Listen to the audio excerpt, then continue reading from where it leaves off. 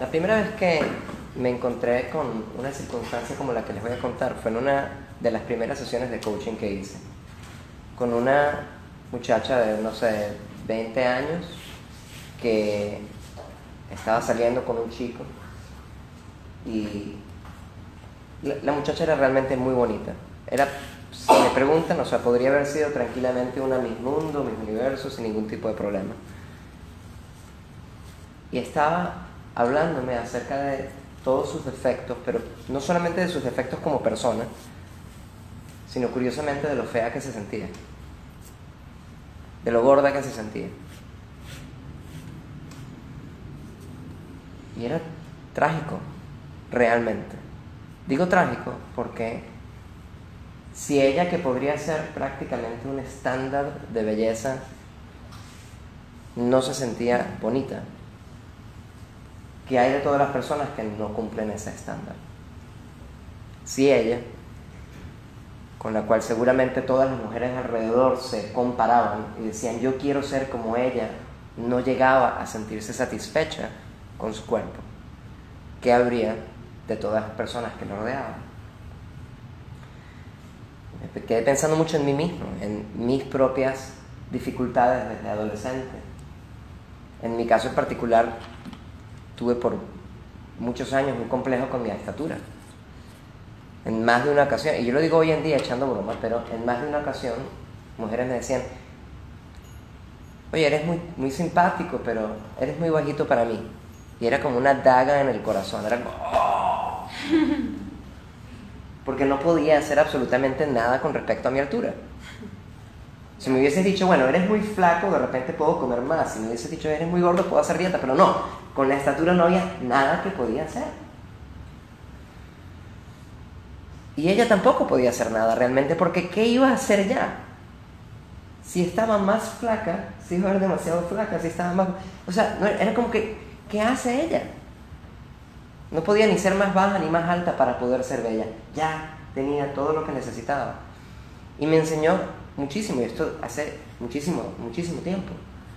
Pero fue el primer golpe prácticamente que me dio en cuanto a esta noción de belleza, como si realmente incluso cuando estamos llegando a ese estándar, cuando incluso finalmente tenemos el cuerpo que deseamos, que si no arreglamos algo que está dentro de nosotros, que nos dice si somos bonitos o no, no importa cuán hermosos seamos, nunca vamos a llegar.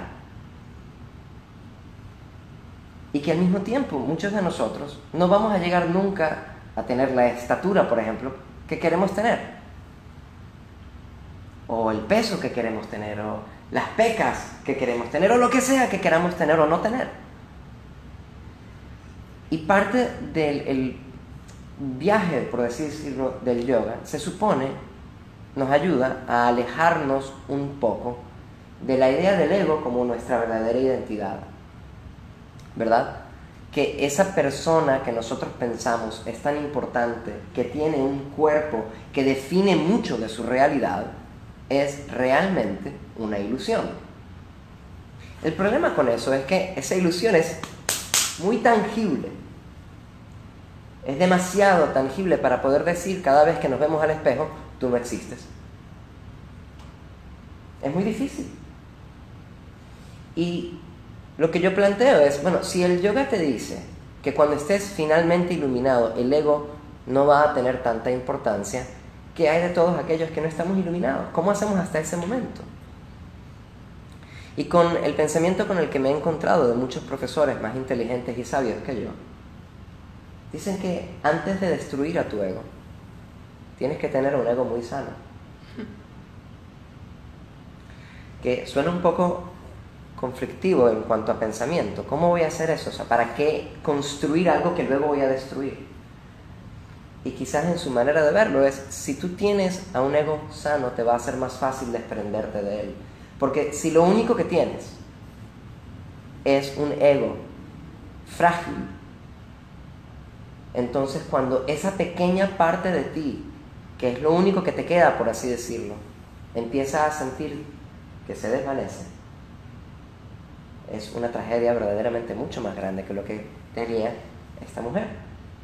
Y entonces, en cierto modo, mi trabajo era convencerla, no sabía cómo, de que ella ya tenía lo que necesitaba para poder atraer a otra gente, que lo que necesitaba era poder atraerse a sí misma.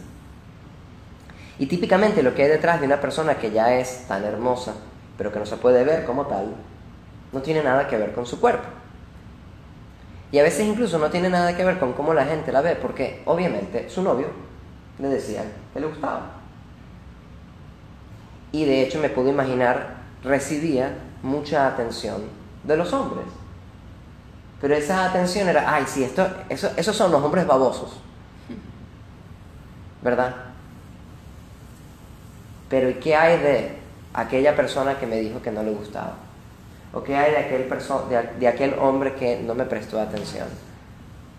Ese es el que va a definir su realidad. En ese es el que ella se va a fijar. Ese es el que va a determinar cuán bella es. O si ella se compara entonces con esa otra persona que tenía quizás el pelo rizo, si ella lo tenía demasiado liso. O lo que sea. Y lo que sucedió obviamente tenía que ver más que nada con trauma que ella tenía detrás, que necesitaba resolver, que necesitaba integrar dentro de su ego. Y una vez que ella empezó a integrar ese trauma y empezó a reconocer dónde estaban todos esos lugares de dolor y de soledad dentro de sí, empezó a ver realmente todo el valor que tenía, independientemente de si su cuerpo era o no como ella quisiera que fuera, porque ese era al final y al cabo el cuerpo que tenía. Ese era el cuerpo con el que podía trabajar. Y al fin y al cabo todos podemos hacer toda la dieta que queramos, podemos hacer quizás todo el ejercicio que queramos. Al fin y al cabo este es el cuerpo que tenemos. Y si no podemos en este instante con el cuerpo tal cual y como lo tenemos, independientemente de si puede hacer o no ciertos cambios para ser más bonito, para nosotros o para otros, independientemente de eso, si no podemos hacer las paces con nuestro cuerpo ahora, si no podemos integrar dentro de nuestro ego todo ese dolor que cargamos, entonces no importa cuánto embellezcamos a nuestro cuerpo, nada va a suceder. Y no importa cuánto queramos salir de nuestro ego, cada vez que nos miremos al espejo, allí vamos a estar. Es posible que cuando estemos meditando podamos trascender a eso, pero nuevamente tenemos que integrar primero, porque el espejo no miente. No en tanto a la realidad de nuestro cuerpo, sino más bien en cuanto a cómo percibimos a ese cuerpo y cómo lo tratamos. Es muy fácil hablar de compasión hacia otros. A veces se nos olvida lo importante que es tener compasión por nosotros. Y las cosas que nos decimos con respecto a nuestro propio cuerpo normalmente, nunca se las diríamos a absolutamente más nadie. Nos daría vergüenza tratar a alguien así. Trataríamos de defender a capa y espada a cualquier persona que tratara a alguien como nos tratamos cuando nos vemos al espejo. Vamos a colocar las manos juntas frente al corazón.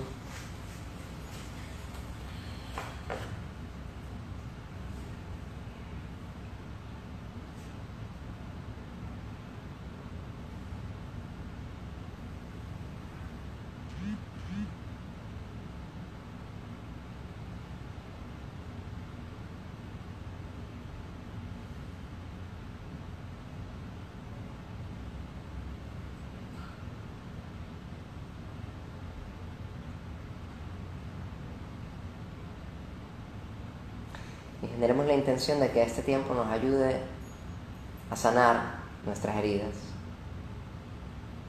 a fortalecer nuestro ego, para luego poder trascenderlo y decirnos con verdadera seguridad que simplemente tenemos un cuerpo y no somos nuestro cuerpo, y que desarrollamos amor por nuestro cuerpo tal cual y como es, porque es el cuerpo que tenemos.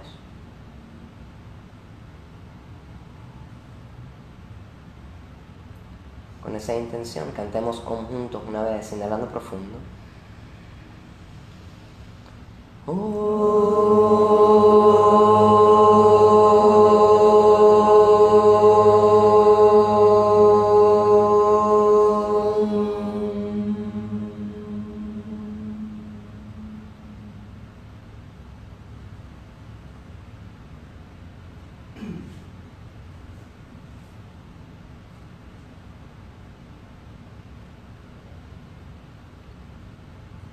Namaste.